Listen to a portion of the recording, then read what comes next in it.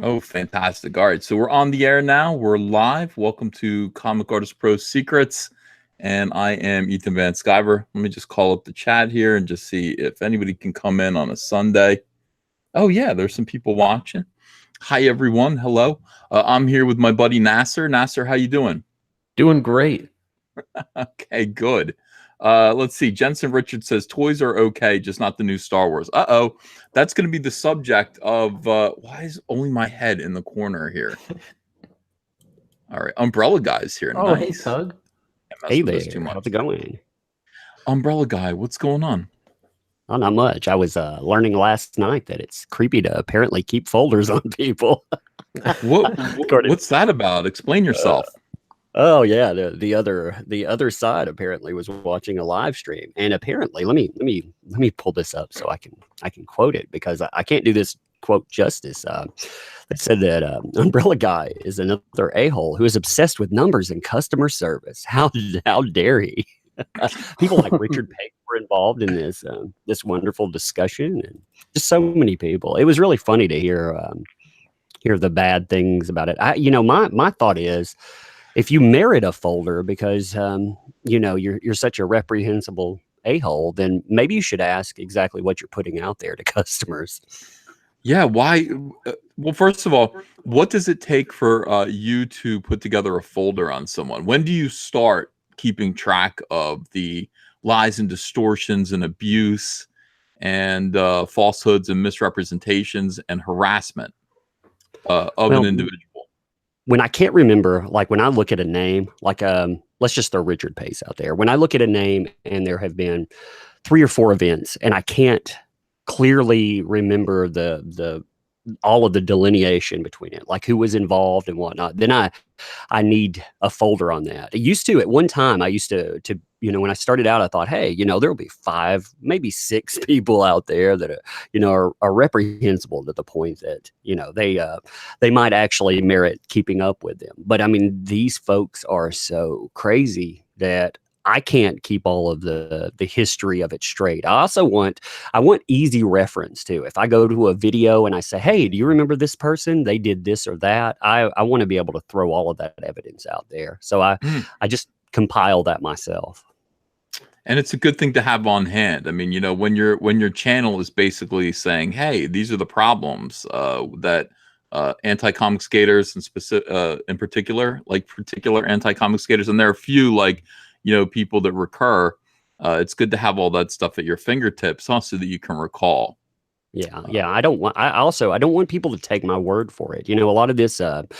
It should be based on evidence. So we present their words. I mean, they're the ones. What's the worst thing is they get to the point where their argument is, "Oh man, that's got to be Photoshop." So you don't even want to own your own words. That's why I archive too. But that's really telling when you won't even own your own words because they're that detestable. Well, they do that. They actually do Photoshop and create fake messages. I've seen them. Yeah. So they actually do that. I'm not sure who's doing it. I don't know why, but they're doing it, and it's totally soy based, and it's totally weird. I want to say hello to the chat watching right now. 181 people, 202 people. I'm sorry, on this beautiful Sunday afternoon. I love October. I'm so happy right now. Welcome, Antonio. By the way, thank you for stopping in. So happy right now because it's October. It's autumn. We're on the verge of Halloween, and this is my favorite time of year, other than spring. I like May. I like October. Those are my favorite seasons. And I'm so excited to not be at New York City Comic Con, but to be getting the news reports back from New York City Comic Con about the Star Wars toys that are coming out. The Star Wars toys are a big thing for me. I buy them all, as you can see. I buy all of the Star Wars toys. I love the Star Wars toys, even the horrible ones. I like the horrible ones. And I mean, you can actually look again, right up there. See all of these above me? These are all Rose Ticos that are hanging Beautiful. above me. So yeah, I'm a big fan. I love the Star Wars toys, and I'm excited about new ones coming out. I'm going to unbox the San Diego Comic Con. I meant to do a review of this and unbox this, but I haven't yet. This is the Han Solo Exogorth Escape set from the Black Series that you could only get at San Diego Comic Con. I have one. I'm going to open it up in a little bit and show you guys what it looks like. I think it looks pretty cool, even though, you know, I've just seen pictures of it. I haven't actually opened the box yet, but I think it's going to be pretty swell. All right, let me show you what we've got here. Let's share the screen. Hasbro unveils new awesome Star Wars toys at New York City Comic-Con 2018. Umbrella Guy, are you excited about these? It depends on how horrible they are. I'm excited for you to tell me about what's there. I'm apprehensive. Psyched. Are you excited about the El Nuevo Chipotle cheesesteak over at Subway? Or are you more excited about that? Tell you, and let's see, in 15 minutes, I'll probably be able to tell you which I'm more excited about. Okay. Well, they met up with the team behind the Star Wars Hasbro lines at New York Comic-Con early to get an early look at the recent major releases and all the unannounced items later revealed during the event. We began with a quick look at the latest Darth Vader helmet released 6 months ago. I still don't have that. I want to get that. It looks pretty cool. I saw it at Walmart, I think. And I didn't, I think it's like electronic and you can take it apart. And Andrea said, "Do you really need that?" And I went, "You know, nah." I didn't end up buying it, but I do regret it now, and I'm going to try to find that and do a review of it, especially since it's probably about 10 cents now at Walmart on clearance. All of these Star Wars toys immediately go on clearance, and you can get them for pennies on the dollar if you just hold out and wait. Hasbro generally use the convention exclusives to get certain figures out early with bonus parts, accessories, or creatures that won't be made available for the main lines. As an example, the Han Solo Exogorth Escape set, okay? Right here, we're going to open it in a little bit, comes with a Minoc and the breathing apparatus, but that Han Solo figure was later added in the main 6-inch Black Series line without the extra. So we're going to open that. Let's see. Here we have, whoa, look at this Yoda. I don't know if I like Yoda with the, you know, the sideburns. How do you feel about Yoda with the sideburns, Umbrella Guy? I don't know what I think about that. That's kind of interesting. Does he got Buddhist beads on? Yeah. What? Like he's got a nice little thing around his neck. He's got a little. This is, I guess, this is a pocket to keep his spare change in around his neck, or this is his convention badge. Yeah, that's probably his convention badge. You're right. Yeah, so he can get into New York City Comic-Con. Yeah, he's got a nice stick here. I don't know if I like this as much as I like the original Yoda toy from the Kenner line. I mean, I know it's, I don't know. Who does he look like? He looks like someone. I don't like his face. Damn it, I don't like his face. Here's Anakin. I'll probably buy this too. Here's a head where he's scowling, and it comes with an extra head where he's scowling a little bit more. So two interchangeable heads. One is scowling a little bit more, and I guess the hair is a little messier here. That's interesting.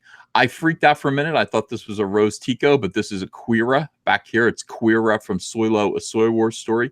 If you want a bigger version of this irrelevant character, she will be for sale as well. For you roleplay fans, cosplayers, and collectors, there's the Riot Control Baton featuring the real metal handle and movie accurate sounds. And of course, oh, that's cool. That's the thing that the stormtroopers use.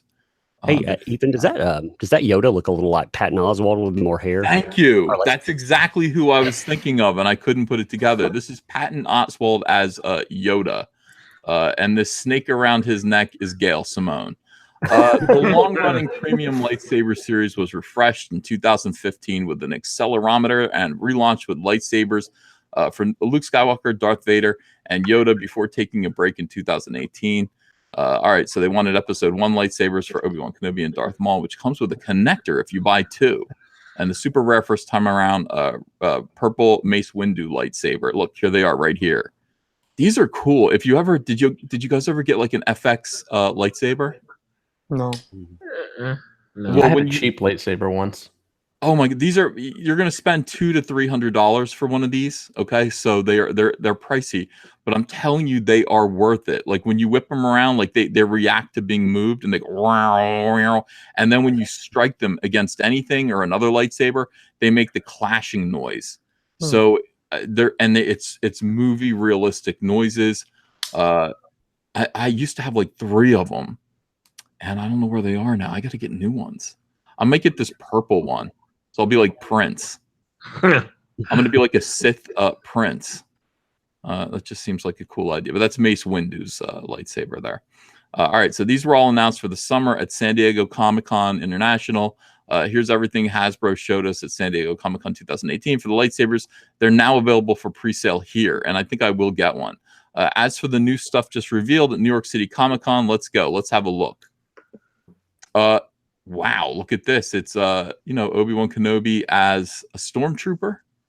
That's with a lightsaber. That's pretty badass. I might have to get this. Black Series 6-inch Obi-Wan Kenobi clone trooper armor figure. I don't normally get the 6-inch stuff, guys. The Black Series figures, they're not really. I know everybody yells at me for them, but I don't like all of the articulation. It just looks like it makes them look like they're. I don't know. The anatomy falls apart when you put that many joints on an action figure.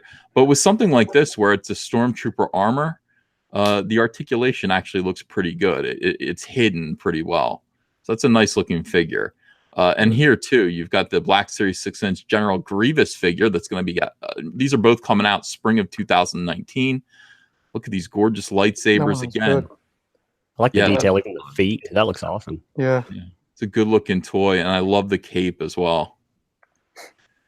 I'm gonna buy all of these, all of them, and I will review them. I don't know how I'm going to. I mean, I might have to denude this guy to Fabio music again. On this figure, Grievous's arms can snap together to form two arms, just like in the film and TV series. That's cool. Now look at this. Gamorrean guard with look, they put a furry. Look how cute he is here. You can apply like your foundation on your face with this Gamorrean guard. You can like face powder or something like that. He's got a nice powder puff belly. I love Gamorrean guards. I was more into Dungeons and Dragons at one point in the mid 1980s than I was Star Wars, and so I pretended these were orcs. All my Gamorrean guards figures were orcs. I like all of that Jabba set period. I mean, everything from them to the Rancor. They don't get enough love, so it's nice to see them get love. Yeah. By the way, there's a nice Black Inch series or Black series Rancor monster that comes with the guard. The Rancor guard looks like Cecil. If you had a Rancor Keeper, it looks like Cecil if he had a goatee. And I'm not saying that to bust on Cecil. I'm just saying it's a fact. He kind of does look like Cecil. I will probably buy this one too. Damn it. All right. So the next page is Leia and her. Oh my God. All right. These are the ones I collect, the 3 3/4. And look at that gorgeousness. Hold on. That is super hot. They got her face right. I mean, the problem with the early Kenner toys is that the faces, I mean, they never look like the actual characters. They didn't have time. They sculpted them so quickly that they just never quite look like the actors and actresses. This looks pretty dynamite. I will be sad to actually put this helmet on her, but I will buy this and review it. Here we have Klaatu, the Skiff Guard. This was the figure that they couldn't give away in 1983. If you went to CVS or Rite Aid in 1983, just like Rose Tico today, Klaatu would be stacked up, like 6 feet deep of unsold Klaatu Skiff Guard action figures. And there are tons of these that nobody bought. Who wants this? The reason why they want it now, though, is because, and by the way, I have to think about it. I think Klaatu is the one they actually that's going to come with. They made the gigantic Jabba sail barge. Okay, it was a Kickstarter event. It cost $500. You had to buy in and pre-order this thing. It is to scale with the Jabba the Hutt toy. So the thing is massive. It's going to be the size of your probably your kitchen, your dining room table. This thing, and I'm stupid. I did not buy into it. There's one on sale, like a pre-order on sale for $1,200 on eBay, and I'm like, God, and I curse in my heart. I curse the Lord in my heart, but really I'm just cursing myself. This figure Klaatu comes with that, I believe. It's a free addition to that sale barge, so they might as well repackage it and give it away again. I didn't want it then, and I don't want it now, but I'll still buy it. Scarif Stormtrooper. Here we go. This is another action figure that nobody really wants. And from Rogue One, all of the weirdo extra stormtroopers. I don't know why they all get to wear different uniforms. It does bother me. They should all wear the same uniforms unless they're riding speeder bikes or unless they're commanding the AT-ATs or the ATSTs. Am I right or am I wrong, Antonio? I like your thoughts on that, but I don't like how you say AT-AT. I like AT-AT. No. The millennials beat that out of me, by the way. I don't know. I've always liked AT-AT. I know maybe that's not the right term, but I've always liked AT-AT.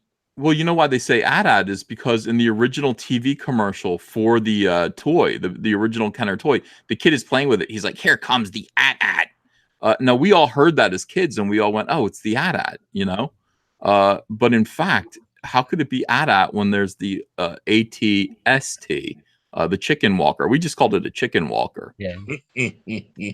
So that kind of, now when I call it an AT-AT, these millennials are like, well, then what is it, an ATST? Like, what's the other one, an ATST? No, all right. You can't argue with that. Yeah, I love that stuff. I love those old toys.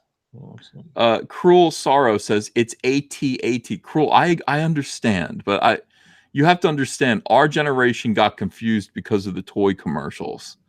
And Kaz5166 says we all called it the chicken walker. We did. I know it was the chicken walker, and it had a button on the back that made it kind of dance. He danced. I keep one in my office. Actually, I make him dance when I'm having a bad day. I like to put it on its back and make it kick its feet and throw a tantrum. That was the other thing that you could do. They could put a little diaper on it. That'd be cool. It would remind me of a lot of people I talk to online.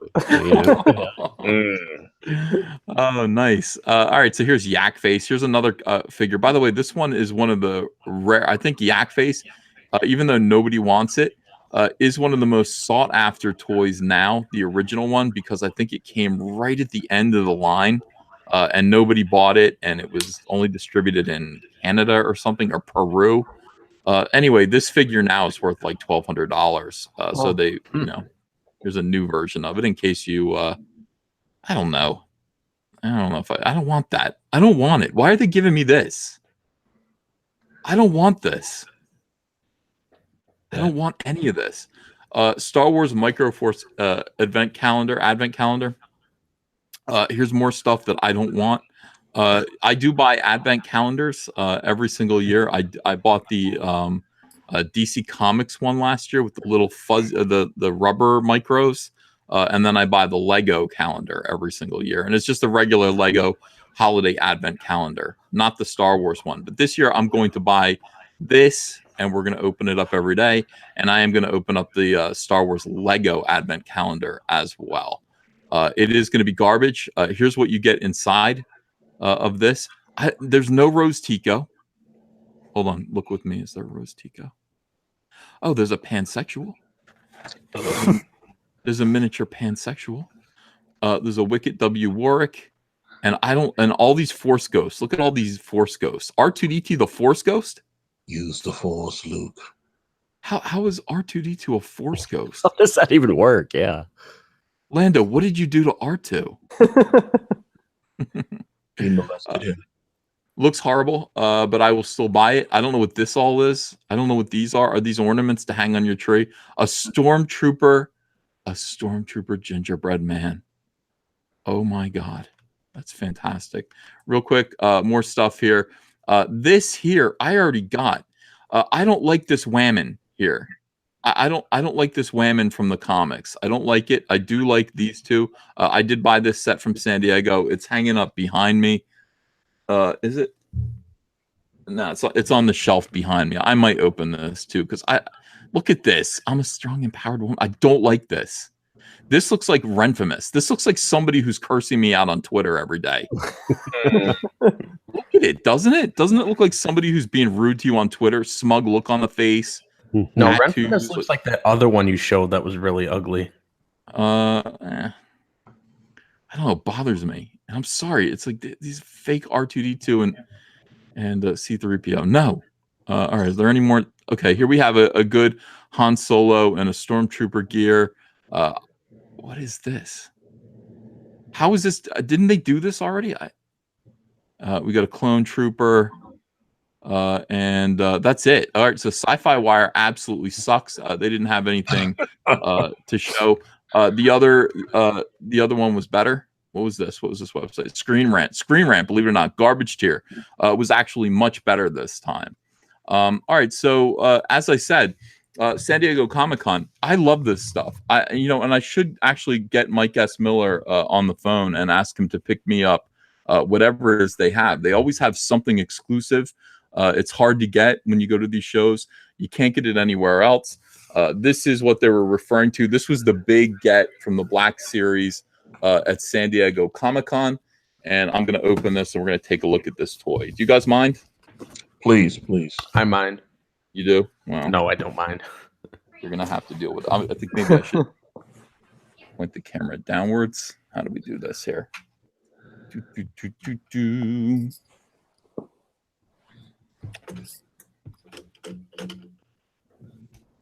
How's that? That's not so bad, right?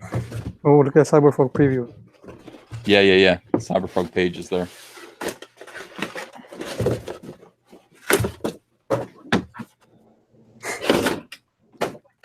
This is how we open toys, very respectfully around here. All right, so inside you can see it's a very nice setup here. This is not meant to be opened. They really want you to kind of keep this intact and treasure it and try to resell it 20 years from now when it's absolutely worthless and nobody wants it. You've got Han Solo. He's got a breathing apparatus on, and you've got a Minoc back there hanging upside down, and you got a nice little backdrop for them. We're going to open it anyway and take them out.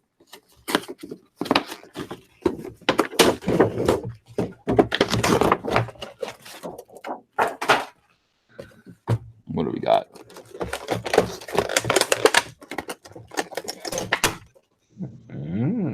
All right, so here's our Minoc. He looks pretty good. He's got a nice sucker on his face. He's got a nice sucker. He's not posable, but he's flexible. Flexible Minoc with a sucker. Yeah, he's not. I thought he'd be a bendy or something, but no. This is mostly what you're buying this toy for, because this Minoc is not available anywhere else.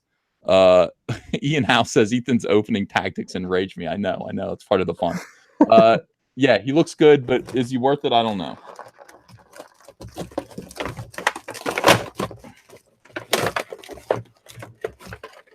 And then we got Han Solo here. Oops, we got to get a pair of scissors. We got to free our Han Solo from the bonds. If he were a Whammon figure, these bonds would represent the patriarchy. We know that. He is not. He is the patriarchy. So I don't know what these twist ties represent. What's holding him down here? The man. No.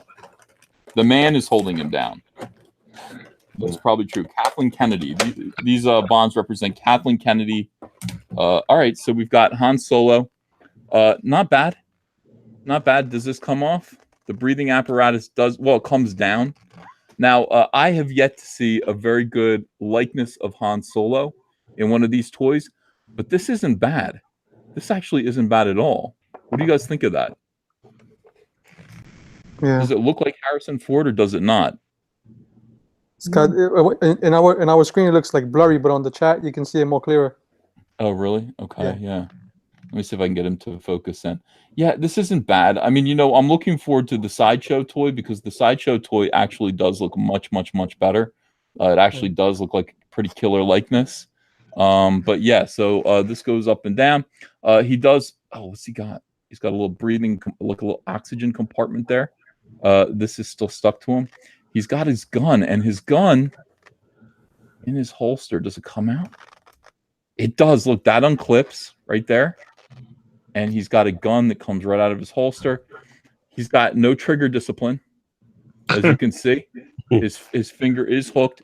People who know anything about guns know that you do not keep your finger on the trigger.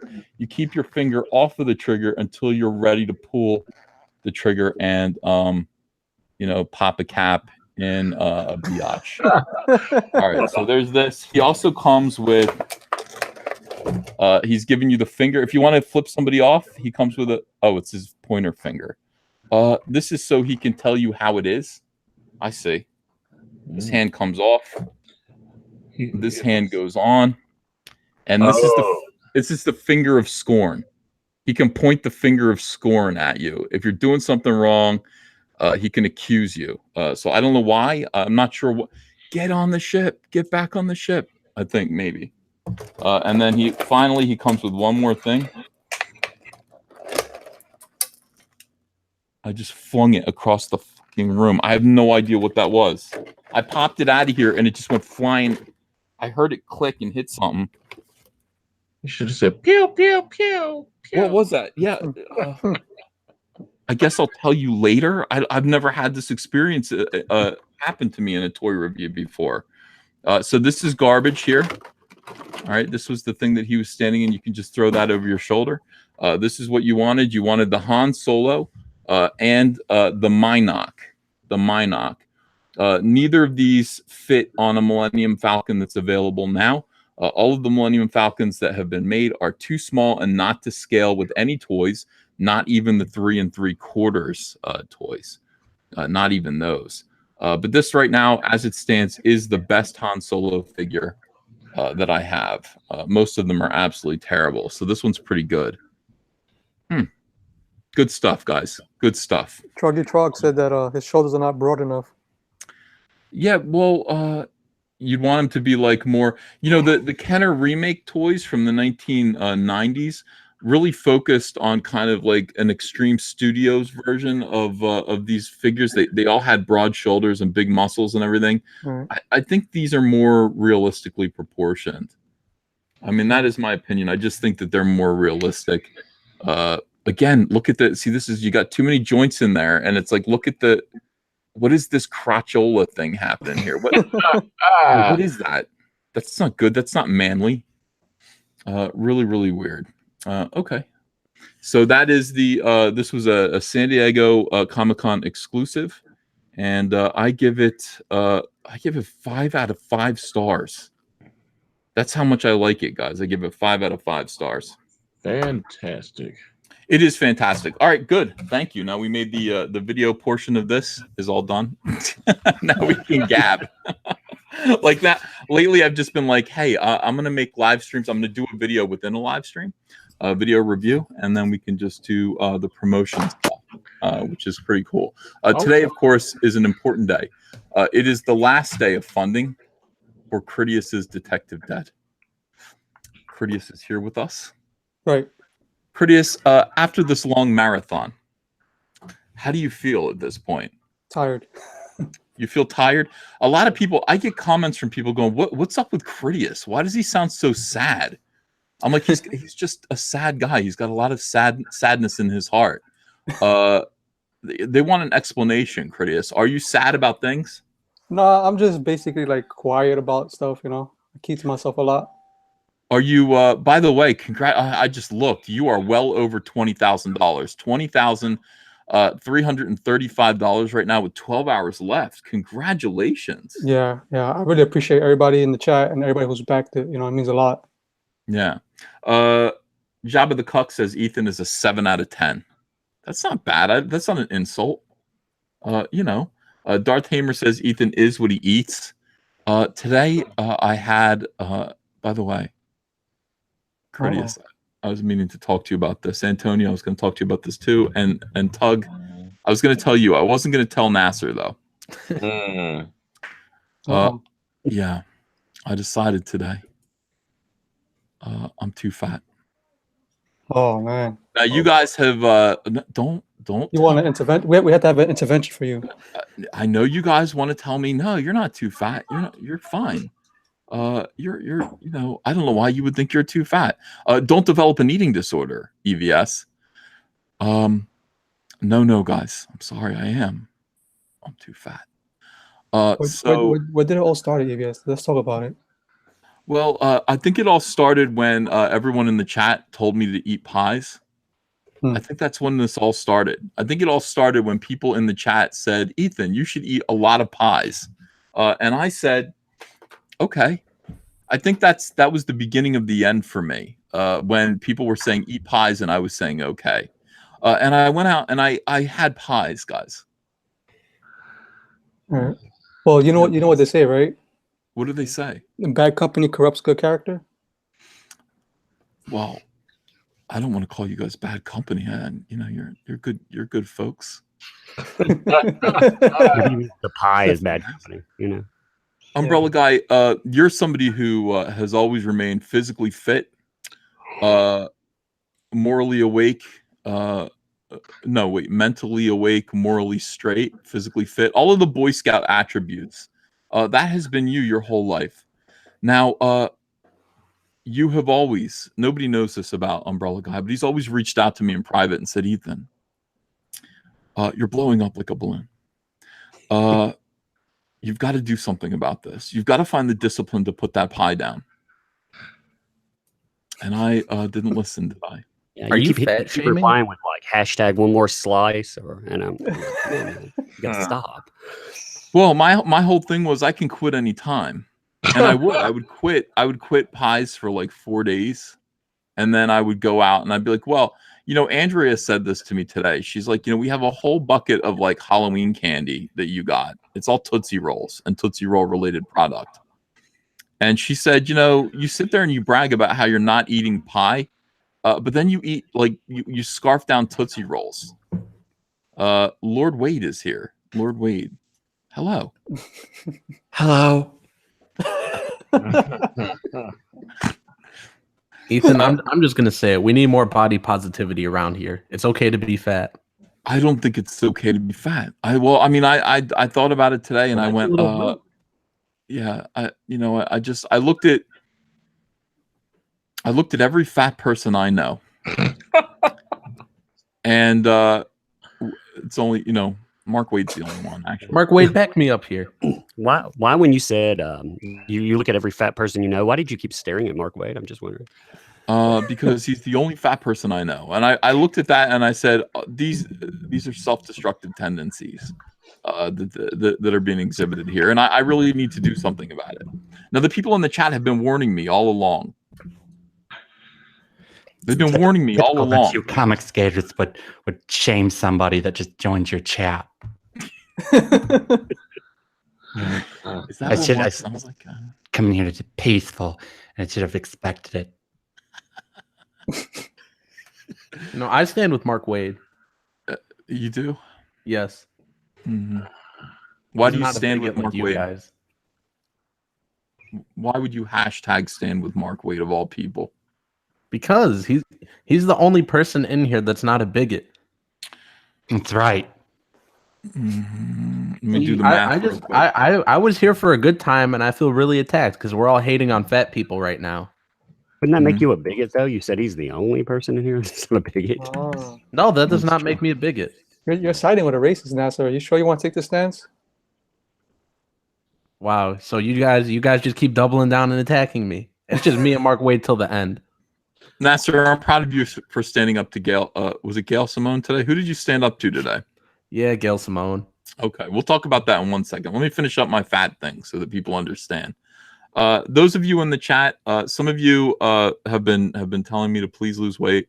I'm going to lose weight today. What I did was I threw baby spinach in a blender and some blueberries, and then I filled it with water.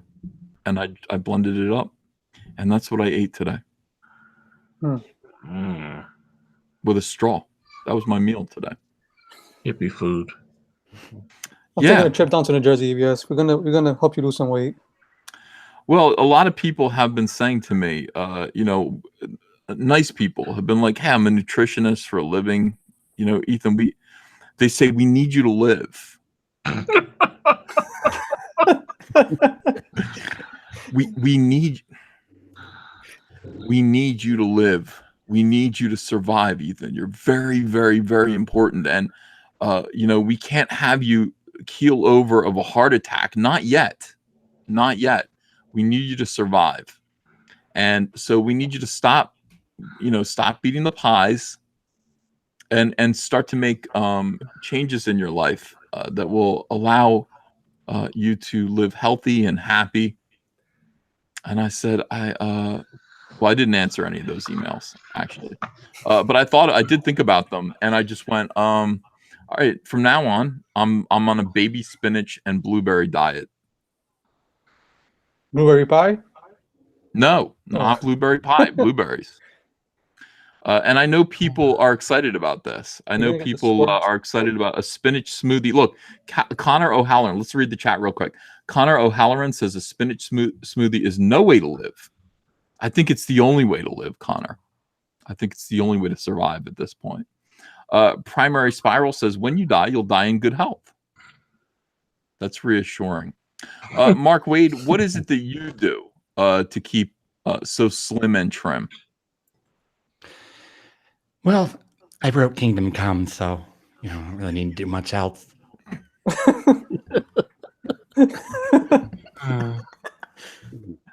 Okay. Why don't you have any of my comic books back there? I have 0 of your comic books. Oh, wrong. I do have. People don't know this, but Mark Wade and I did work together for 2 pages. A lie. We worked Best together 2 pages of your career, right? Yes, I always look back at them in awe and wonderment. Me and Mark Wade worked together on 2 pages of Plastic Man's origin, and they were good. It was a good experience. It's the low absolutely. It's the low point of my career. Oh, I would. That's not nice at all. The low point of your career. Well, it certainly wasn't. I think the low point of your career is coming up. Didn't you just sign on to work with Kwanzaa on something for humanoids? I mean, good Gonna lord. make him a star. Yeah, you are. Go Cheerify, by the way. Thanks for $2. Caesar never left Rome today. No, I stayed home today. Tony Clark, €2, $2. Yeah, €2. Do they have a Kylo Kim soy saber? Kylo Kim soy saber. I would like to see one if they did. What color would it be? I guess it would be fuchsia. Darth Bobcat. You could pronounce it at Saint or at Street. Oh, that's true. Like ATST. It could be Saint or it could be Street. I never thought of that. Mark C, thanks for $5. As you opened up the San Diego exclusive, I heard millions of soy fans crying out in terror, and then they were suddenly silenced. It was fun to open, I have to admit. Tony Clark, €2. That's the get out of my life finger setup. Oh, yeah. Get out of my life. And then you're pointing. You need the finger pointing. Benjamin Fusilier, Rainbow Brute should face the Wendigo. Everyone is making fun of Chuck Wendig right now. Great guy, Chuck. Great guy. Chuck Wendig's a great guy. Best Star Wars writer there is. Big fan of his books. I can't believe all the stuff that I'm seeing. Jonah Goldberg, who was a conservative commentator, had a great thing about. Hold on a second. I'm going to look it up right now. Jonah Goldberg was cracking on Chuck Wendig. I tend to think that Chuck Wendig just kind of exists in our little world. But Chuck Wendig, people he actually does write Star Wars books. He's a Star Wars writer. And so people actually kind of know who he is. And it's so funny. Jonah Goldberg quote tweeted Chuck Wendig freaking out and all of the weird stuff that he was saying. And then he said, I wish all weathermen talked this way. Quote, there's a high pressure system coming from the south, you rat sphinctered blowholes. You better bring an umbrella, you ass sucking bitches. There's going to be a light rain, you motherless whores. Hey, everyone's dunking on Chuck Wendig right now. It's so fun. Umbrella Guy, do you ever talk about Chuck Wendig? Oh yeah. How could you not talk about Chuck Wendig? He's so funny. He's hilarious. He's good times.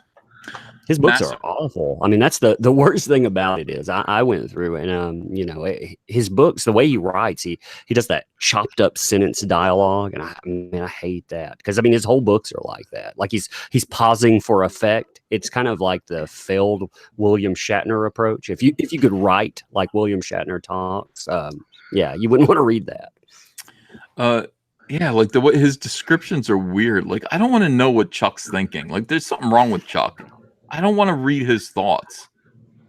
I used to say this all the time, and it would bother people. But I'd say, you know what? Like, I don't want to know how these people feel and what they're thinking. I don't want to know. I don't want to experience their art. You're supposed to be able to separate art from the artist, and I support that. But then let me make the devil's. Let me make the what's the phrase I'm looking for? The devil's argument. Yeah. You know what I'm talking about. Devil's advocate is devil's advocate. Thank you. Let me be a devil's advocate. I don't want to know anything that these guys think. I don't want them to express themselves. You know what I mean? I don't want to know what these SJW soy boys, these weirdos, I don't want to know how they feel, what they think. I don't want to see the colors of their world. I don't want to.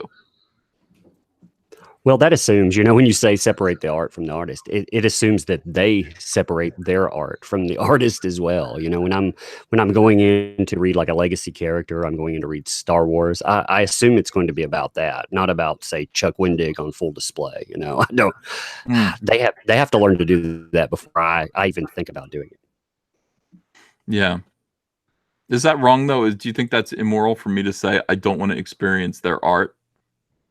No, no. I mean, you're just echoing the same thing a lot of people have been echoing forever. The numbers show that stuff clearly. They can deny it all they want, but we see what all of these industries look like right now, and we can just go take samplings.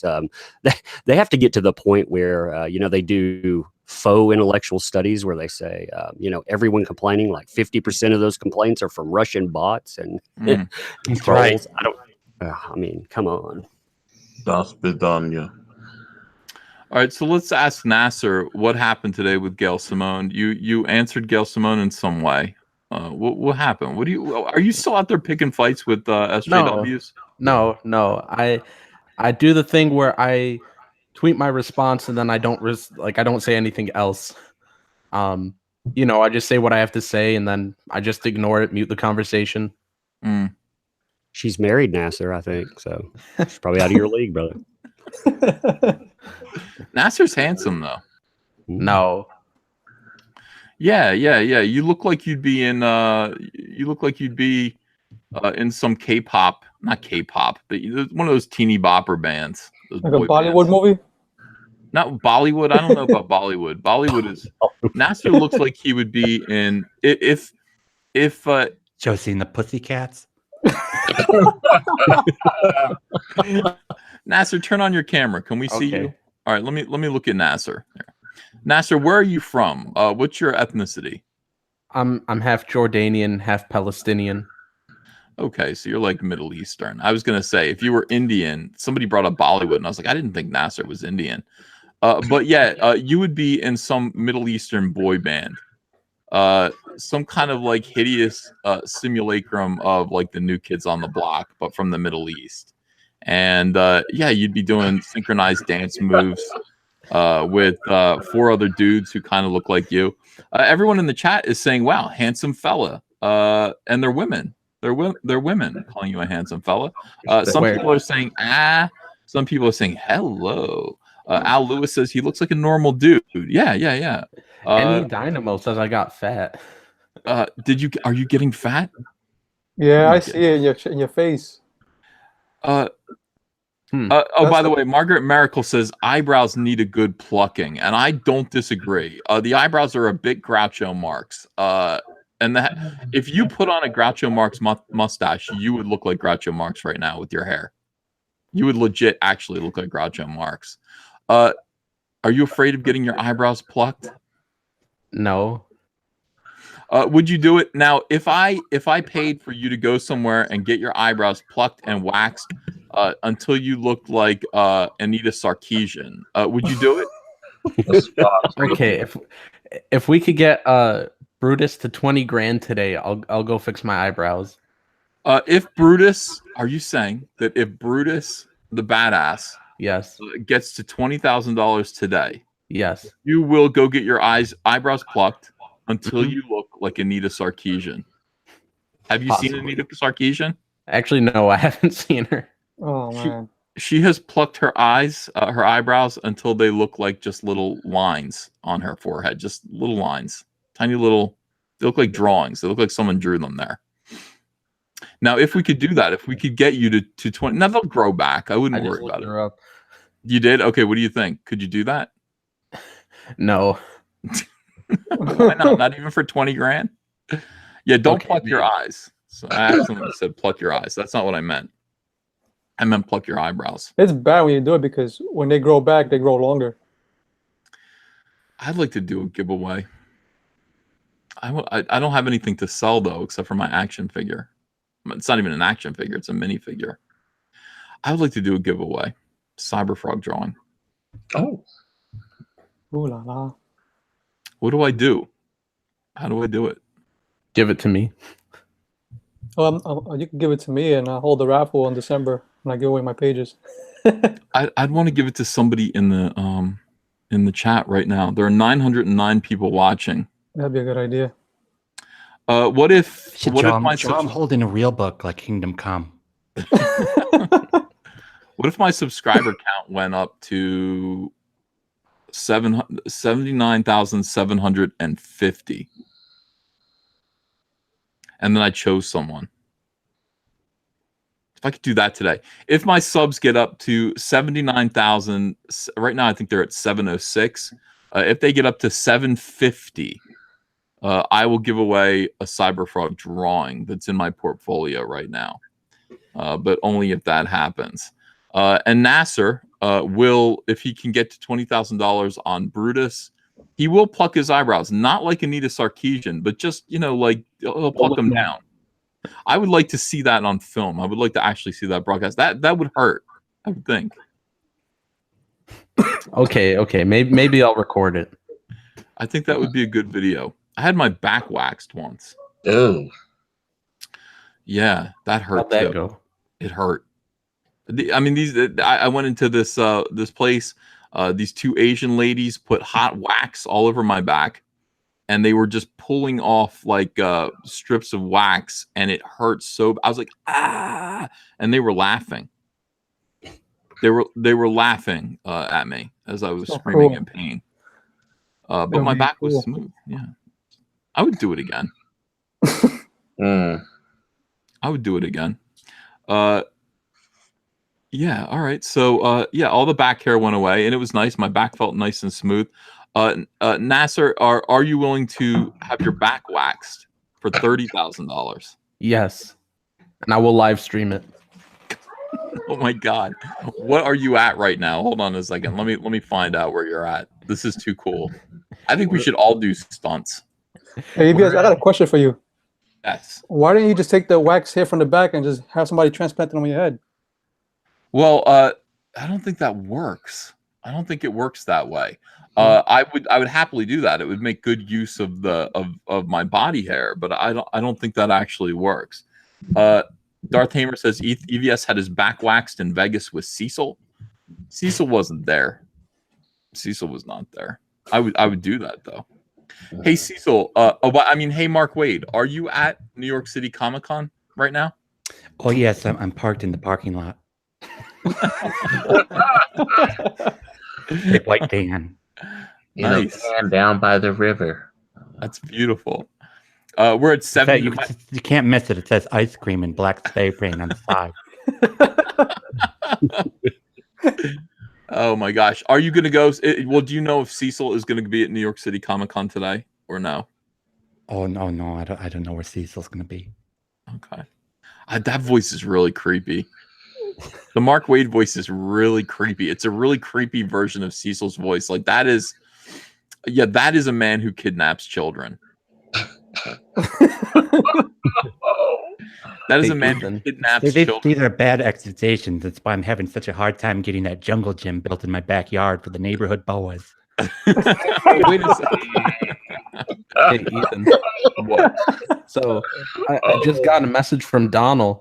He says that because he's listening right now, he says not only will we get me to pluck my eyebrows and wax my back at 30 grand, but Donald says he'll eat a pineapple pizza live, including puking it back up. Oh,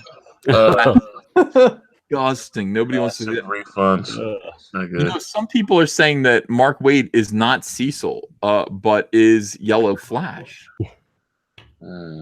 If that's true, he completely fooled me. It can't be. Wait, Yellow it's Flash not is me, working no right way. now. Mark Wade. No way. No, that sounds just like Cecil. That's a Cecil voice. Both Nazis, so Don't confuse me with those Nazis. All right, you guys. Now I'm confused. Now I'm a little freaked out. I think it's Yellow Flash too. You do? Yeah. Yeah. No, Yellow Flash is working. He DM'd me. People are saying it's Yellow Flash, and people are saying no, that's actually the real Mark Wade. Yeah, it's a real Mark Wade. I'm going with that. Mm. No, I think it's got to be Cecil. Cecil comes in here all the time with the fake character. I've never seen Yellow Flash do that before. No, the Smuggler's is hilarious when he does. Bring back the smuggler stream, Ethan. The people demand it. Yeah, I can't. I would like to, but I can't. I'm not that good at editing. Let's put it that way. All right, let me see. Or not editing those kind of videos. Like editing a live video, I can't really do. Let's see. So, Well Hung and Dung for £5 says Yellow Flash took a buzzsaw to Nasir's comic in a video earlier. It was like watching a laughing sociopath kick an autistic puppy. Are you aware of this? Yes. You were aware of this. You knew he did this. Yes. Why would he do that? He didn't like it. Because it's white guy that's a Middle Eastern man. He did a review of your comic. He didn't like it, and he cut it in half with a buzzsaw. Yes, he used the buzzsaw. Umbrella Guy. I'm trying to find it. Now there's one less copy of Stardust out there. Yeah, he's making collector's items. That's all it is. So everybody that bought one, it's just gone up in value. And if you missed out, we have a digital only campaign going right now. There you go, right there. Yes, if you want to see if you agree or disagree with Yellow Flash, go and pick up the digital version.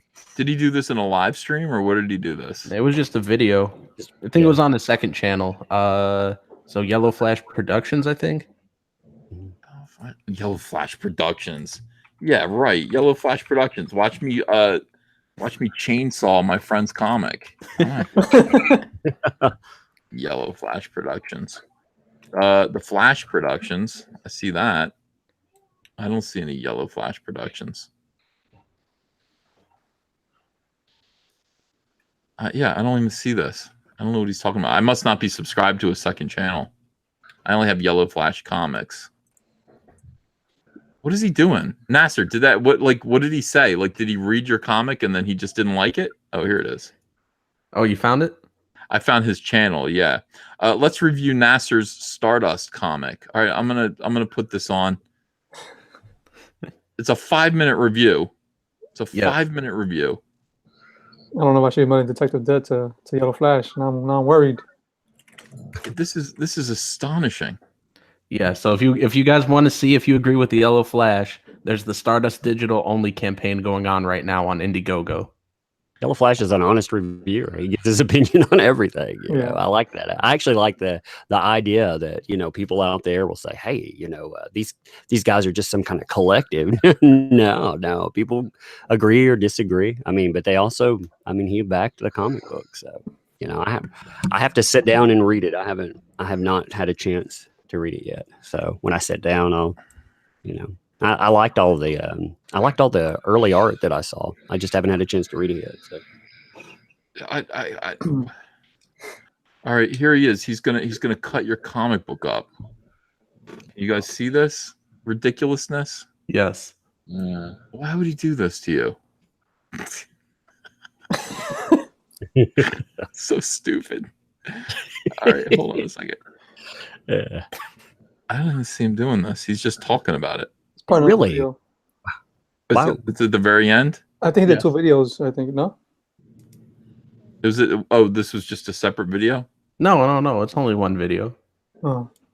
I mean, he's only going to be talking for 14 more seconds. At what point is he going to cut your comic book up? Right now. No, 2 seconds. He didn't do it. He didn't cut it. We're just trolling you guys. Oh, you son of a... See, he must have liked it. Now you guys have to back the digital only campaign. Did he like it? He must have liked it. It looked good to me. While he's looking through it, I'm like sitting there looking at the pages and I'm going, that's a pretty nice looking comic. I can't tell if it's a good read, but he thought it was okay. I've really only had like 2 people dislike it so far. Did you get a lot of good reviews? Definitely, people loved it, and I was so nervous. I'm like, please don't hate it, please don't hate it. I'm like, oh man, if they don't like it, my next campaign's gonna do so terrible. And pretty much everybody has liked it so far, so that's been cool. Nuclear Like that. Sandwich goes, damn, that's 2 times EVS has been duped. Yeah, no kidding. I'm naive. You tell me something, I'll believe you until I learn. Oh, here comes Yellow Flash now. Well, everybody knows Flash is honest, though. Like, if he didn't like something, he's going to throw it out there, you know. And so, you know, I like that. I actually like the. Yeah, he could have done that. So, you know, it's good to have honest reviews. They're trolling you. I didn't cut it in half. You wouldn't do that, right? I mean, you would. If it had been terrible, I would have. Yeah. The knife does not discriminate. Hey, Yellow Flash, have you ever done a soy boy voice? You mean his normal voice? I would like to hear your soy boy voice. By the way, who is that? Whose kids are Donald. those? What's going on, Donald? Oh my God! Look at Donald. That was creepy, Donald. You had a little kid's voice coming from close up like that. What the heck? Donald was pissed off there, but I'm watching it in delay. I just saw his face just show up like that. You're watching it in delay. I like that. That's funny. Well, I'm watching the chat. Yeah, and one thing. That was a good pun. What are you watching in me, pervert? Donald, we're trying to get your comic book up to 20 grand. The consequences for Brutus the Badass getting to 20 grand is that Nasir is going to finally get his eyebrows done. He's doing that for 20 grand? 20, held out. 30 grand, he's doing something worse. We just don't know what yet. We're not really sure.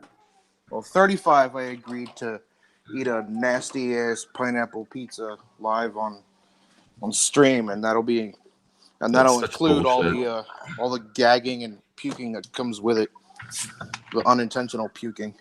I don't like that. It's not even that. It's a pizza. It's not even gross, man. It is gross. It smells like hobo feet. I don't know how you can eat it, man. Do you have taste buds? Yeah, I don't know how you can't. Like, where are you from? Where do you live? I live in Florida. Oh, you Florida pizza. Oh, I mean, Florida pizza. I don't know how you can tolerate eating pineapple pizza. It's just. I like it. It's not just pineapple. You have to understand. It's ham and it's Canadian bacon or ham and pineapple. Bacon. That doesn't make it any better. It does. It does. It makes all the difference in the world. People in the chat, they're saying, "How is it gross anywhere?" People you put 5 pounds of ham on it to drown out the nasty taste of the pineapple and the juice, cheese mixture. Yeah, the juice gets in everything. So like the whole pizza ends up tasting like pineapple juice. It's gross. And it gets soggy, and then the pineapple is half cooked and half soggy. And it feels like a warm slug that you just pull off the ground and put in your mouth. No. That's what the hell are you talking about? I'm talking about pineapple pizza and your nasty taste buds there, buddy. I don't know, man. I like it. I don't understand. Like, normally I'd be like, yeah, I got that. Pineapple pizza is a very interesting thing. For some reason, it works, and I'm not sure why. Let's think about it. We've got tomato. We've got mozzarella cheese, mozzarella, and then ham and pineapple. Why do those things work? It's an interesting. They don't work. But they do. They don't. Do you go out and lick a hobo feet if it has tomato sauce on it? Because that's what it smells like to me when I put it in my hobo feet and slugs, man. I don't want to know what you do in your pastimes sometimes. Look, everybody was 22 years old once, okay? I thought we were talking about Marvel Comics writers and artists. Sketch Therapy's in the chat. He says disgusting in all caps. He is outraged by this. Everyone is saying pineapple pizza is great.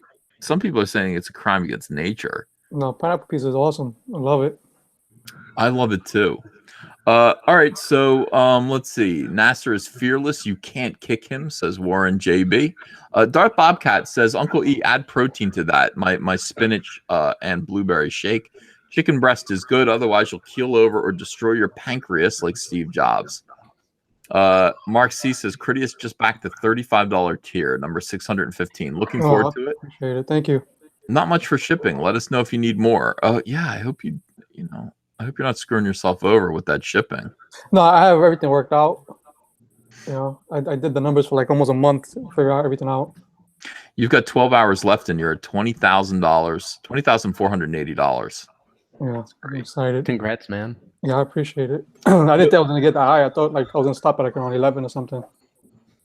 Yeah, that's pretty great. I think you're gonna do even better than that. Baby Spinach is a character in Rainbow Brute, says Gojirify. Yeah.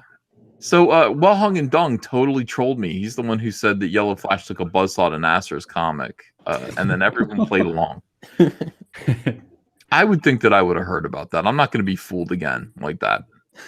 Get fooled again. I gave it some decent criticism. I don't know. I had some problems with it for sure. It was okay. I wouldn't say it was great. I'm not gonna lie. You know, but I it's his first book, so you know, I'm not expecting a masterpiece. You know I what I'm saying? Yeah, a lot of people gave me some really good feedback, and it's like, man, couldn't I have shown you the script before? But a lot of people, pretty much everybody's loved it, outside of like 2 or 3 people. Brendan Pitt says, I'm done with Comicsgate. Bunch of pineapple pizza loving degenerates. Jesus. No, I hate pineapple pizza. Yeah, I actually don't like pineapple pizza. Yeah, that makes 2 of us. Hey, VS, you still got the Ouija hat down there? Yeah. Because I want to show everybody that that's the hat you're gonna be burning if I hit 30. Oh yeah. Well, I mean, when you hit 30, I will bust out that hat, and then we will absolutely burn it. No problem. No problem. I hope you do hit 30. I would like to an excuse to build a bonfire in the backyard. Meanwhile, Comic Artist Pro Secrets is at $79,708. If we get to 750 not dollars, subscribers.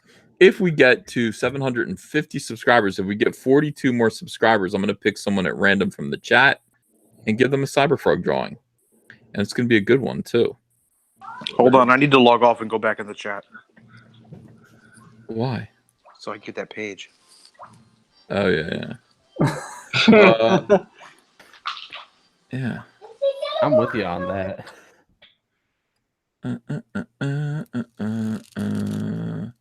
Burning a Ouija hat might not be a good idea. Ouija, are you with me?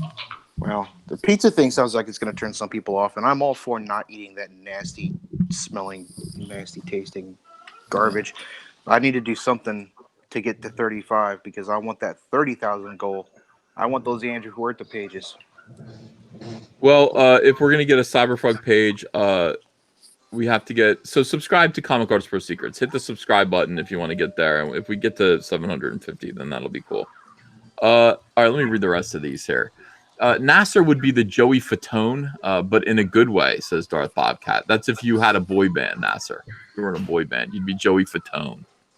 By the way, I always thought it was interesting that Joey was the fat one in NSYNC. And his name is literally Joey Fat One. I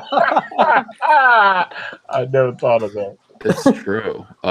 Violent Science, thanks for $5. The tie wibbles and wobbles through the air, careening drunkenly across the Mirren rooftops. It zigzags herkily-jerkily out of sight. That's a quote from Chuck Wendig, the worst Star Wars writer of all time. Gojirify, they laughing because you were at the dry cleaners. McKinney90, did Yellow Flash write Kingdom Come? I think not. Talking Pulp says it's not Cecil. He's at a street fair in LI. What's LI? Long Island. Oh, okay. Darth Bobcat says, Mark Wade, you and the voice in your head, Mr. Zaid, be preparing for the legal beatdown Zach is about to give you. That's going to be fun. I know stuff about the lawsuit that nobody knows yet, and I'm not allowed to say. It is funny. It is funny. Now I want to know. Oh my God, dude. Let's just say that that what I just read isn't accurate anymore. Midnight Cherry TV, plug. I did a week of Stardust, 7 days of videos. Mark C. backed Brutus at the $40 tier. Good luck to Nasir and Donald.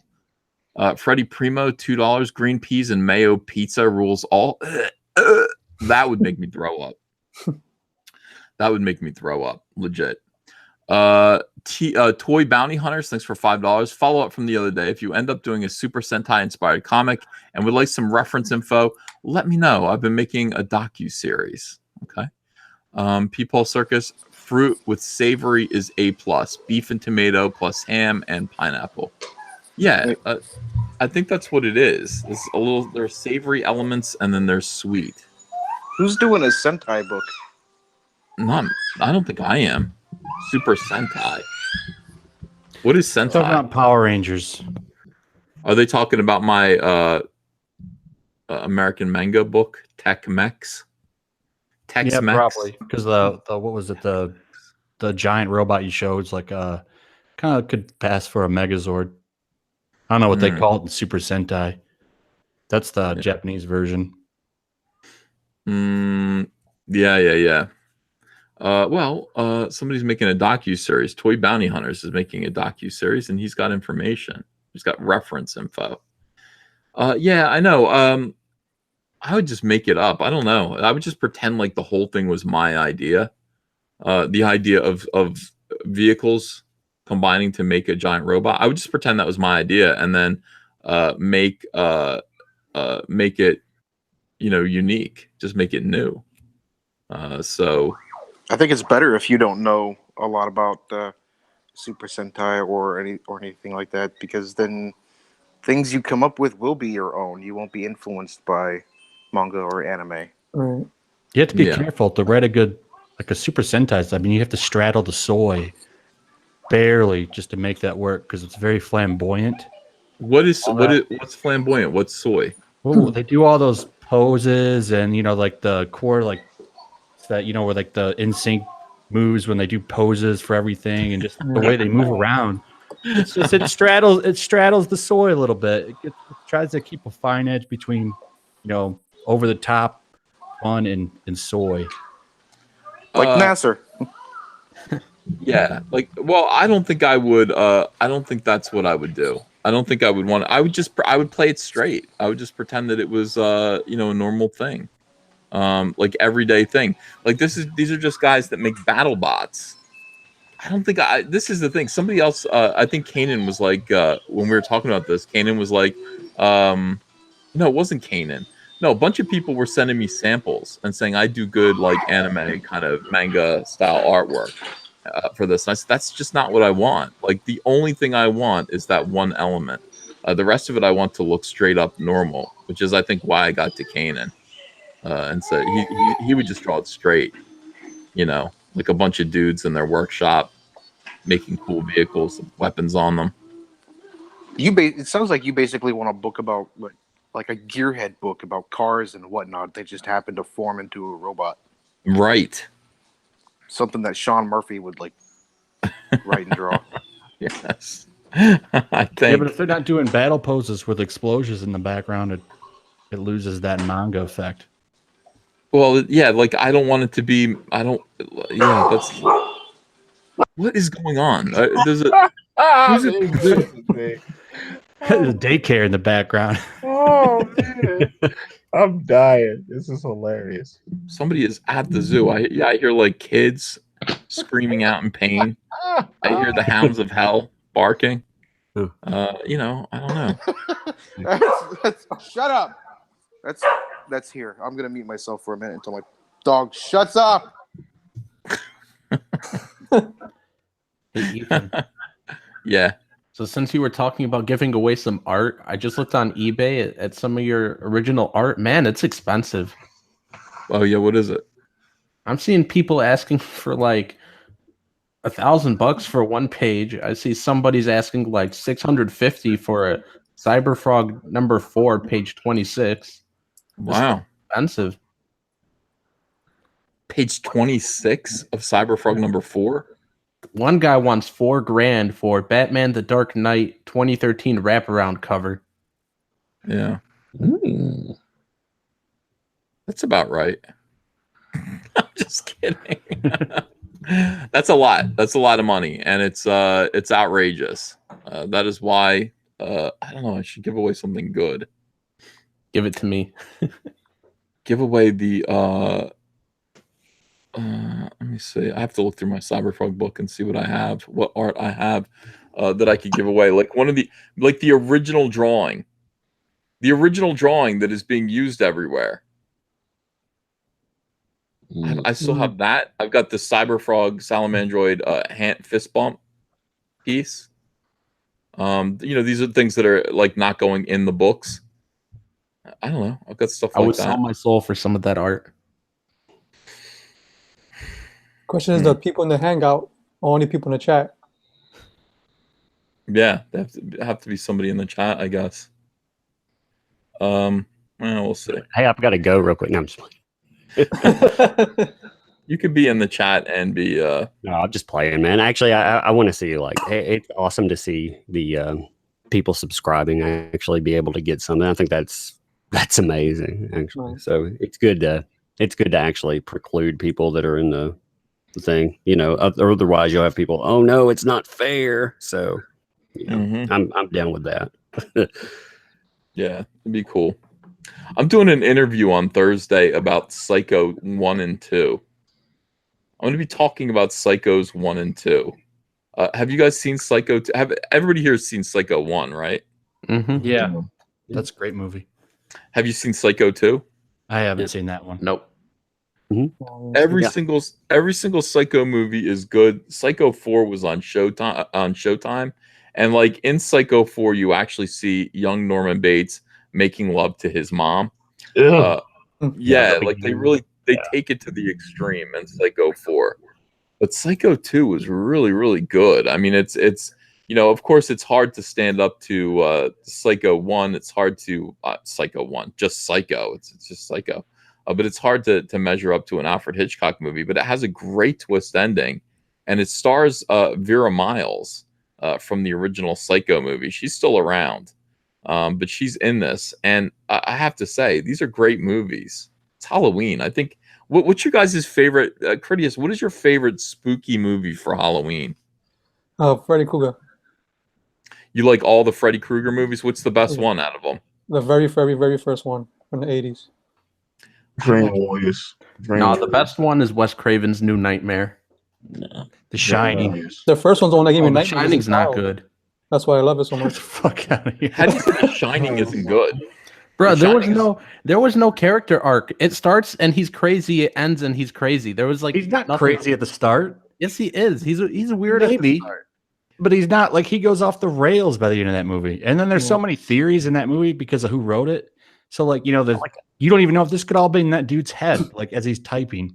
Did you like Psycho 3 then? I liked the fact that it was directed by Anthony Perkins. I thought that was an interesting look at that character. Yeah, I like Psycho 3 because, again, yeah, you're right. It was directed by Anthony Perkins, and of course, this is the equivalent of like Star Wars 9 being directed by Mark Hamill. It's like you wish that you could see it. Like nobody knows Luke Skywalker better than Mark Hamill, and nobody knows Norman Bates better than Tony Perkins, and all of the little things that he kind of suggested for the character. Like for instance, hey, he eats like a bird, and he's always eating candy corns out of a little bag. This is stuff that, like, as soon as Anthony Perkins got a chance to actually direct the movie, he started kind of enjoying himself, like bringing all these little qualities out in Norman Bates. I thought it was pretty good. Not quite as good as 2. I still think 2 was the best one. I thought it had, I thought it had the best twist ending, and I really liked seeing Vera Miles get a knife through her throat. I thought that was probably a spoiler. But back then when they used to do these horror movie like practical effects, it's like they'd make a dummy of you. Like if you were in a Friday the 13th movie, they'd make a sculpture, a dummy of you, and stab it with a knife. And it looked really fake and weird, but it still looked cool and creepy. I love those old stories about doing that. Like in the movie Maniac, their effects team, they usually didn't have permission to do a lot of this stuff. So they pull a car up in the middle of New York and they put a dummy in that is realistically built after the person doing the effects. Actually, they shoot it in the head with a shotgun and then they have to drive the car back without any kind of permission or anything. So it looks like a murder scene in a car. I thought, my God, these people are, it's just amazing when you go through that. I mean, you could imagine trying to explain that to law enforcement if you got caught doing it. What's your favorite horror movie, Tug Guy? One of the first, I'm very partial to The Thing just because the Carpenter remake, because I saw that when I was a kid and yeah, it really set me down a path to all types of different movies. What about you, Yellow Flash? The Shining. I'm with you on that. I think my second favorite horror movie might be The Shining. It might Such be a The great Shining. movie. What do you like about it? It's just it's you have to watch it so many times just to kind of really catch everything. And I mean, just Stanley Kubrick, man. You know what I like about it the most is I like that it's one of these most horror movies take place in the dark. And the Shining is really unsettling because everything is brightly lit. There's artificial light all through this place. Every corner is lit up. And the fact that it's all lit up, everything is lit all the time with this bright artificial indoor light is really, really spooky. It's not like when you see a ghost in the dark, that's one thing. When you see ghosts in broad daylight, that's a whole other thing. That's a whole other weirdo thing. And I love the bathroom scene, the men's room scene with the butler. Oh yeah. God, that's unsettling. I love how that like everyone's so proud, like Mr. Torrance. Yeah. That whole stuff with the bartender was really cool too. Oh man, yeah. No. The Shining is great. People are like, yeah, but it wasn't as good as the book. I disagree. I mean, they're two separate animals, obviously. I went back and I listened. I bought the book on tape and I listened to it while I was drawing, and I went, yeah, I like this, but the movie is something else. I mean, it really is disturbing, and I can watch it over and over and over and over again, and always find something else about it. And I love those weirdo documentaries. Room 237. That documentary alone, where they talked about how different theories about what this movie could mean. Is it about like the devastation of the Native American people? Is it about the moon landing hoax? Is it about this or that? And all of them seem possible. Great. So have you seen that, Yellow Flash? I have not. I'll have to check it out. Yeah, I've watched that. It's good. I like the fact too with Stephen King always threw a fit about that movie. He finally got to have his version of it made, and it was pretty awful. I mean, it was pretty awful. I didn't see that. Yeah, his version starred Steven Weber. Yeah, I saw that on ABC. Yeah, didn't like the guy go to like his son's high school graduation and stuff at the end? Yeah, My they're trying to. it's Funko. It was his ghost, wasn't it? It was his ghost. I thought. Yeah. They try to explain all of they try to make everything make sense, and I think everything does make sense in The Shining. You don't have to over explain it. You don't treat your audience like a bunch of morons. Right. Does everything make sense in The Shining? I like that movie. I like the part where the kid goes red rum. Red rum. Yeah. But the ending of that movie was that ending was so good, how it zooms in and that picture, the way they left it off with him just with that crazy smile of him in just the middle of that portrait. That was such a great ending. Dude, you're going to love the documentary Room 237. I promise you. I'm telling you right now, and I think it's still on Netflix. Room 237 is people talking about what The Shining means and all of the hidden messages in it. And it's just like there's some things that are obvious. Like, the movie opens up over the lake and you see the reflection so clearly of the trees and everything in the mountains in the water. And it's all about the reflections. And then you realize all throughout that movie, mirrors are used, reflections are used to connotate, to denote like ghosts and hauntings and, people who are possessed. You see them in mirrors everywhere. It's so cool. I mean, the thought that went into that movie, and then this idea that maybe Danny was being abused by his father, sexually abused by his father. Like there's a little bit of that in there. You will love the Native American thing is my favorite thing. What is the baking powder with the Native American Indian's head on it that was in the cupboard in the hotel? What was that called? You guys will know. It's named after a peace pipe. I can't remember. So I'm hoping somebody in the chat will tell me really quick. But every time somebody is telling the truth, and those are right behind his head, like the baking powder, big stacks of the baking powder with the Native American Indian on it. Calumet baking powder. Yeah. You need to watch this. It's so good. Yellow Flash. You're gonna thank me for it. You'll make a video about it. You'll have to check that out. I love that movie, and it's for exactly the reasons we're talking about. Is like you can sit there and just dissect so much about it. Like there's just how many movies can you do that with? I think you can do it with Psycho. Yeah, but I mean, you can do it with Twin Peaks. You know, most of the Twin Peaks series. You can do it with geniuses. I mean, Sopranos. The last episode of The Sopranos is like that. People complain about the last episode of The Sopranos, but it has similar kind of symbology in it that you know, once you catch it, it gives you the goosebumps. Watch a documentary about you know, the symbolism in the last episode of The Sopranos, and it will give you goosebumps. It's really crazy.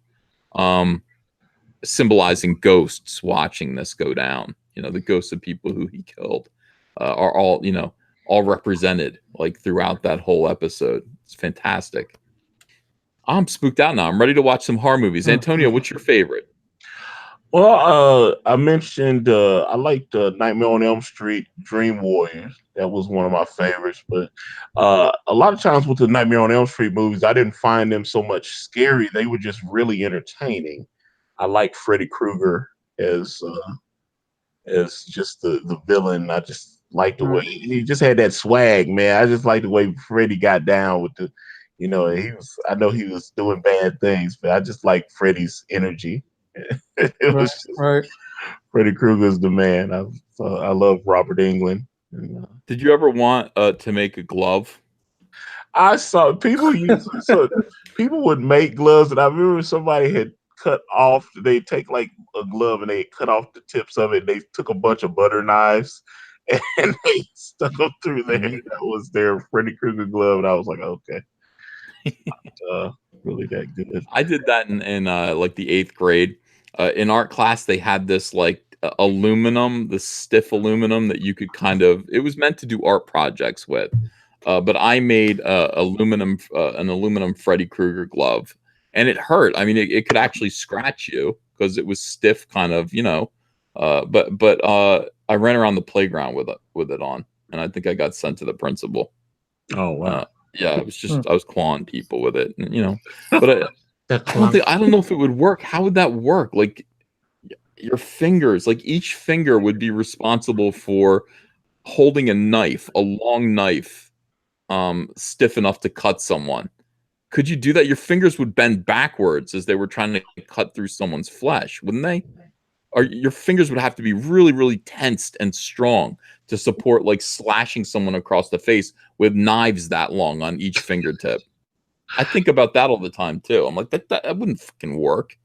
Well, it depends, I guess. How sharp are the knives? You know, like you take gems for example, they cut you pretty swift without even touching you. Yeah. I mean, if it does work, I want them. I'm just skeptical about it. Prettiest, did I ask you what your favorite movie was? Yeah, I said the same thing as Antonio. You know, Nightmare on Elm Street. What about Nasir? You guys are gonna judge me so hard. Let's hear it. Scream. You've said this before. That's your all-time favorite movie, not even a horror movie. Why do you like Scream so much? I just do. I thought it was just an awesome movie. I like the parody of it. Scary movie. Oh, yeah. Scary movie. Duty. I like the clown part when he's under the bed. Yeah. That was Poltergeist. Oh no, you mean they did that in Scary Movie too? Yeah, they had like a retarded version of the sheriff called him Special Officer Doofy. Yes. There's that one scene where she's like, what the Sydney knockoff is screaming. He comes out of the room with the vacuum and the gun. He has like the hose on his crotch. I'm here for you, man. Anna Faris was hot in those first 2 movies, and then something happened. She had a baby. She had pie. She had a baby? Yeah. Did you know that? How do you know that factoid? Well, I mean, She had a baby daddy. She had a baby with Chris Pratt. She looked really, really good in those first 2 movies. And no, her face changed. I know liked what her. happened. What happened? She probably passed 30. I don't think so. I And don't then think she Chris did. Pratt got her pregnant, and she had a baby. All right, here's what I'm saying, guys. I'm saying that I liked the shape of her teeth. In that there was something about her that was just natural, like Girl Next Door. And then the next time she showed up, she had all this plastic surgery and she had big fake teeth. Like they put fake teeth in her head, and yeah, it looked weird. It's like Milo Yiannopoulos now. Why do they do that? What, get caps? Yeah, why do they do that? I don't know. You get bathroom tiles put over your teeth? Like what? It doesn't look good. Little chiclets, yeah. It never looks right. It always and then like you can see people trying to accommodate them in their mouth, like they're like Baba Booey, you know, they have to constantly keep their teeth, like their lips wet. And you know, it's like when you have like three more inches on top of your teeth of like tile, a bathroom tile, white porcelain, it's like that doesn't fit in your mouth. It doesn't feel natural. You're constantly like accommodating them. It's just like plastic surgery, though. I mean, you have to have a whole market built on that stuff. If you don't convince people there's something wrong with them, then you know, it's a shame. Marvel builds their comics on that identity. Yeah, like people want like They don't have those pure white teeth, like like gleaming white teeth. Are you tooth shaming Milo Yiannopoulos? No, I'm not him in particular. I feel bad for him. I think he made a mistake, and I think everybody that does this makes a mistake. Dana Perino did this. Dana Perino on Fox News, I mean, also got fake teeth in her mouth. And I was like, what the like, she looked so good before. They looked natural. They were a little bit, you know, like smoker gray, you know, a little bit, but not much. And, you know, she could have just fixed that with whitener. And instead they get these big, I want to discourage people from plastic surgery and from getting those plates on their teeth. Well, Unless I'm about to say, you know, when you were just talking about the whitener stuff, I didn't realize. I'd always thought your teeth were supposed to be like gleaming white and everything. You hear people like, no, actually, your natural color of your teeth should be a little, you know, like kind of off white or whatever. Not little bit. If you can get them naturally, if they're naturally white, I mean that's great. But there's the piano key white that's going on right now that automatically looks fake. Like when people smile, you go, oh yeah, those are like fake. You know, that shouldn't be brought to mind. You know, it's grills. Yeah, it's like there should be the sense that, hey, you took really good care of them over time, rather than, you know, oh my God. I don't know. That's my opinion. Yeah, I think she did that and it ruined her. And she got like her face pulled back and weird stuff. And I'm like, you were a teenager, or like maybe you're 22. What are you doing getting plastic surgery? I resent it. Little Botox. Yeah. This all came from Nasir talking about how he liked the movie Scream. Who was in Scream? That was Courtney Cox, Drew Barrymore. Yeah, for like 5 minutes. Yeah. I was like, what was it? What's the guy? David Arquette. Nev Campbell. Oh yeah, Nev Campbell. Yeah. Matthew Lillard, Rose McGowan. None of those people are working anymore. They were big stars. Most of them are not working. Rose McGowan, man, she hit the wall hard. That's not fair. Rose McGowan was so. Rose McGowan in those, you know, let's see, what was it? Planet Terror. Yeah, she was hot. Now she looks like the inside of a dog's butthole. Go that far. Ethan would know. How would I know? You know, look, I don't agree with that, but I do think that like in that movie she was smoking hot. People like her and Matthew Lillard and a whole lot of people that were working big time in like the late 90s. You know, in that movie The Craft. Mm-hmm. I love that movie. Like, what are those people doing now? Forever.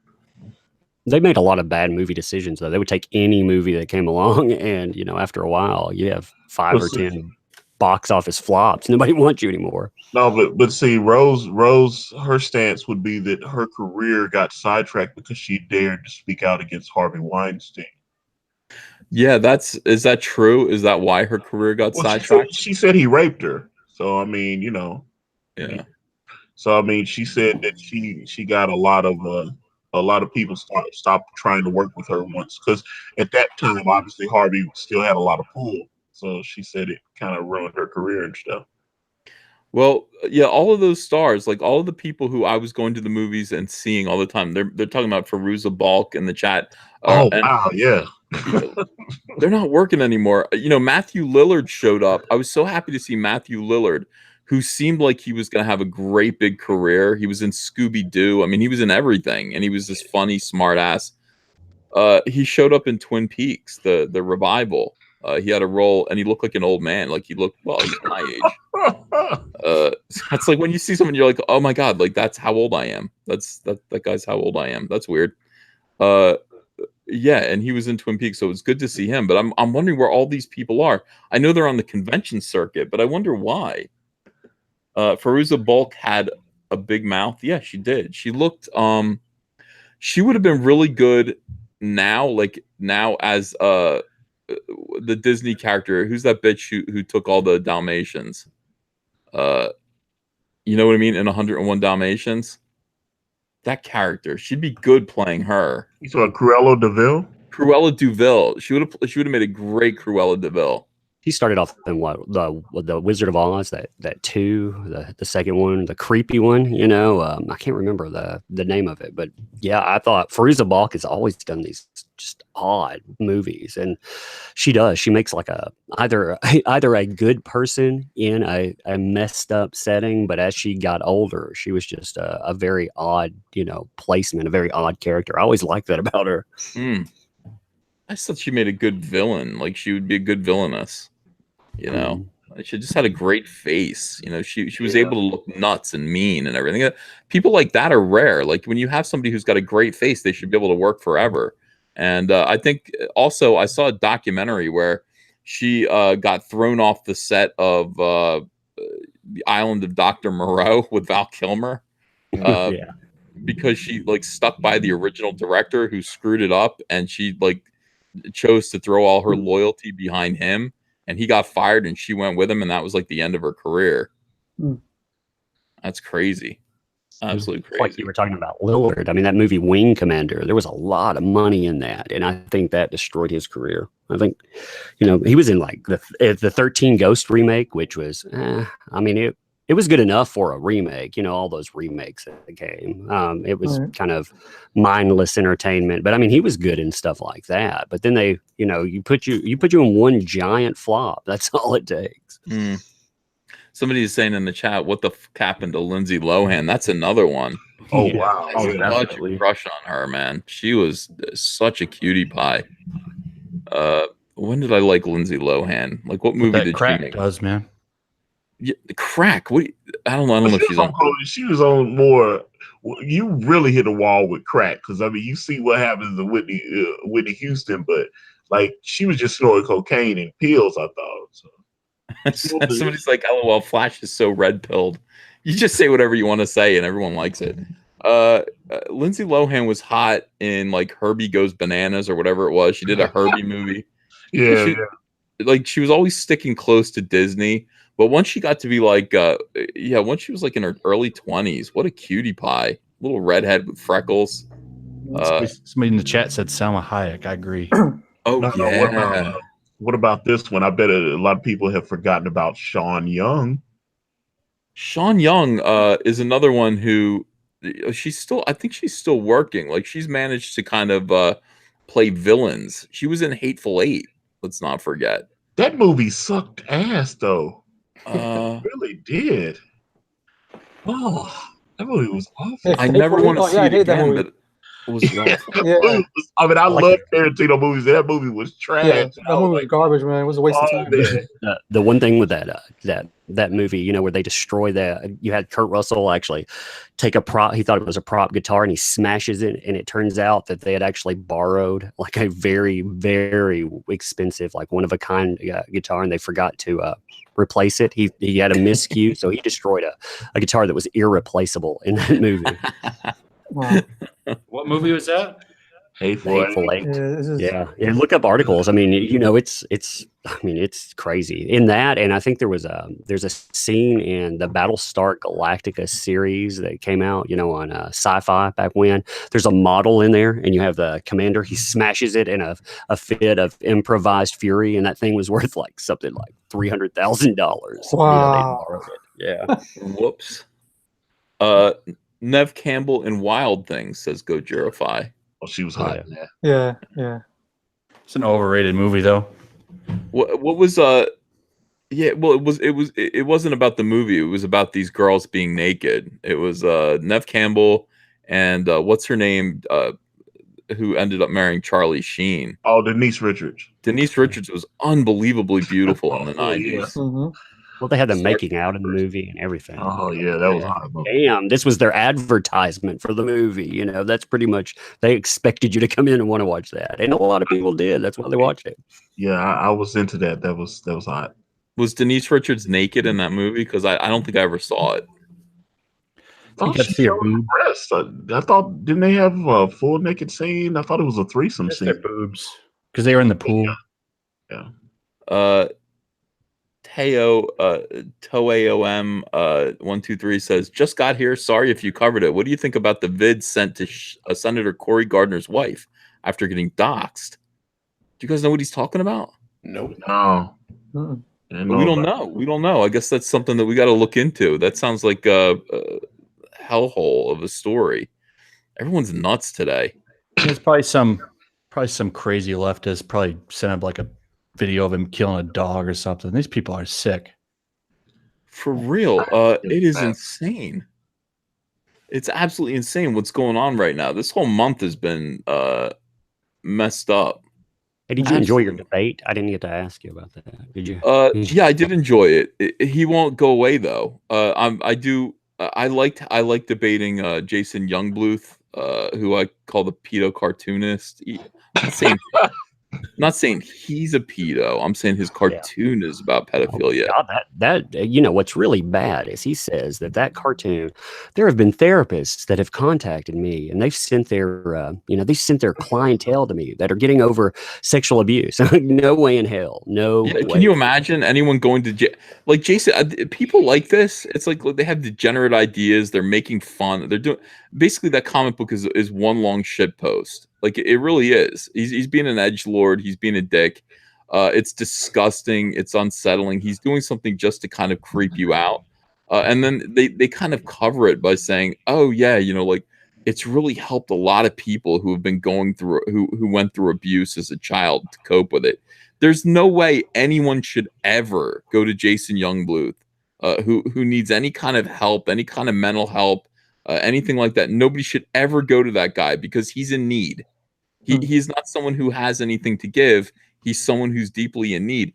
We did a debate. Did I enjoy it? You bet I did. I think it went okay.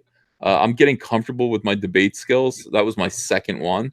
All that dude wanted to talk about was Vox. Vox Day. Yeah, Vox Well, Day. I'm like, he wanted to pin me to Vox Day, which is just like, I mean, anybody who watches this channel and anybody who follows Comicsgate at all, like, it's so tiresome. It's like we just got through getting this guy out of here.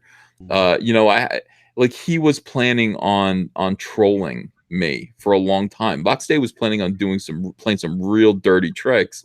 And you know, I sent my lawyers after him, and he quieted down. And he was just like, "We don't really need to be, you know, with Comicsgate anyway." That was his like sour grapes thing, and I was like, "Great, that's perfect." So anybody who follows us knows that that's the case. And for this guy to just endlessly be going on and on about Vox Day, it's like there's no there. I mean, everything about Vox Day, he's like, "Well, you liked his books about SJWs." Yes. Yeah, I did. It's like, everyone, a broken clock is right twice a day. He has the right. We agree about SJWs, me and Box Day. We agree about them. And he has a lot of good advice and strategies on how to deal with them, which would be invaluable to anyone who was being attacked by them. And we agree about that. That's about the only thing we agree on. We disagree about everything else. And SJWs have these weird purity tests where it's like if you fall out of line with someone about one thing, then you must completely push them out to sea. But also, if you agree with somebody on one thing, that must mean that you embrace them entirely. So Jason lost that debate miserably, and he's still not stopped talking about it. He's like, I won by default because the moderator flipped out on me, so I won. You forfeited. Why did the moderator? Oh, because he kept dropping things that he knew that he would get the video demonetized, or he would try to flag it. That's what they do. They try to flag down videos. I mean, he summons the clap so much over that. He needs to ask me about my VD shirt, because he's always, every time. Yeah. Yeah, I just, it's like that's not how things work. Like this wasn't a boxing match that was judged on points it's like you can't forfeit a debate. Like people watched it and they made up their minds. It's like they either thought you won it or they thought that I won it, or they thought we both lost it. But it's not like, hey, you're disqualified. Get the fuck out. Everyone's nuts. Well, he needs Comicsgate though. The saddest thing is, like, if you go and look at his Twitter, if you look at any social media by him, it's not even tumbleweeds. Nothing passes through. The only engagement he's getting right now is a lot of people are like that. They want to be the anti-Comicsgate voice. He's done a lot trying to do that as well. He's made up fake, we've talked about fake posts before. He made up some Frank Cho fake posts, trying to spread those around. Yeah, I mean, he has celebrated the Robbie Rodriguez thing. He talked about, he's in the give them, excuse the wording, but give them dick cancer and so on. He's in that category because he thinks everybody deserves that. I mean, these are his quotes, I didn't know that about him. Oh yeah. I was pulling that stuff. I thought afterwards I was gonna do a quick, hey, this is that guy, since people probably haven't really looked at his edgelord cartoon status. These are the guys saying that, oh, a guy out there a decade ago drew a sketchbook where he was having a bit of fun talking about Space Hitler. That guy over there, that of course means he's some kind of Nazi supporter, which is absurd. But if he wants to reap that whirlwind, then what does that book say about him? Because if we're going to play that game, we can play that game hard, and he's not going to like that game. By the way, somebody just said they got Cuck Norris, the Canadian woman kicker. They just arrested him, so that's good news. That's awesome. Yeah, cool. People like the debate, though. People like that debate, and they thought it was fun. I had a good time with it. I would definitely do it again. They have some weird ideas. They're like, he said to me in private, he said, I know that you are grooming Renfamous to debate her, and she knows it too. And that's what you're trying to do. You're just trying to debate Renfamous. I don't give a shit. Excuse my language. I mean, Yellow Flash. I'd like to see that. These people think like, what do you think I'm sitting around going, I really got to debate Renfamous? Like, I don't think about these people at all. When I go on Twitter, and if there's an opportunity to dunk on an anti-comic skater, I'll do it. But I don't go on very often. And when I'm not on Twitter, I don't think about these people. But he was just like, it always shocks me. It's like, you think I'm like you. I'm not like you. I have a life. I have a family. I have a job. I'm working on a comic book. It's like, I go out in the yard and play with my kids. I don't think about how I must debate Renfamous for the good of Comicsgate. I don't. Everyone's crazy. I'm just gonna hang out with you guys. I'm going over to Antonio's house. We're gonna make some food. We're gonna cook up some gumbo. Oh, let's do it, baby. Let's go. It's weird. Fire- They keep looking for these wins. You know, they're always looking for a win. The real win is they can't sell comics. So you know, they if they could get out there and actually sell some comic books, they have a. It's very telling when your book sells more than comic books that are backed by a multi-billion-dollar conglomerate. I mean, that's really telling. So yeah, of course, they want you to debate a nobody out there. You know that has nothing within that. In fact, you ignored until you know, Marvel started propping them up and so on. No, I will though. I mean, it's like if she wanted to, I would. But it's like I don't care. Like it would be fun, I guess, because I like debating. I had a good time debating Jason Youngblood. So if she wanted to, I would. But it's not like I'm sitting there saying, "How can I trick Renfamous into debating?" I have better things to do. I'm busy. You know. So anyway, horrible. But all right, guys. I'm heading back to work here. And oh my God, that poor child back there, Critias. I like Critias because he's a dad like me.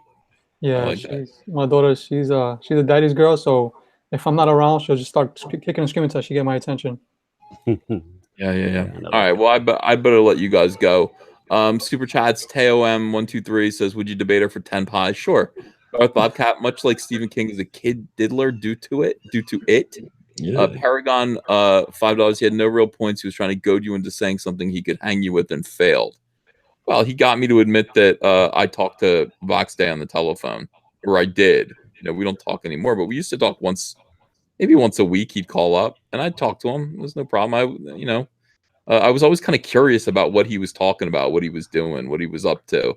Yeah, I would absolutely talk to Vox Day, and I'd talk to anybody. This just makes everyone gets weird about it. Yeah, I'll talk to people I disagree with, and I definitely disagree with him. I think he's a scumbag, especially now. All right, everyone, have a fantastic Sunday. Get out there, watch some scary movies if you can.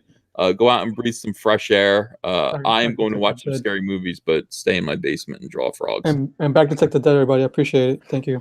Back Detective Dead, back Brand. Definitely do that. Nasir, more bucks. Back Brutus, the badass. Thank you. Yes. $23 more $100, and then I'll do my eyebrows. I love it. Absolutely love it. All right, guys. Have a great day. Bye-bye. Yeah. All right.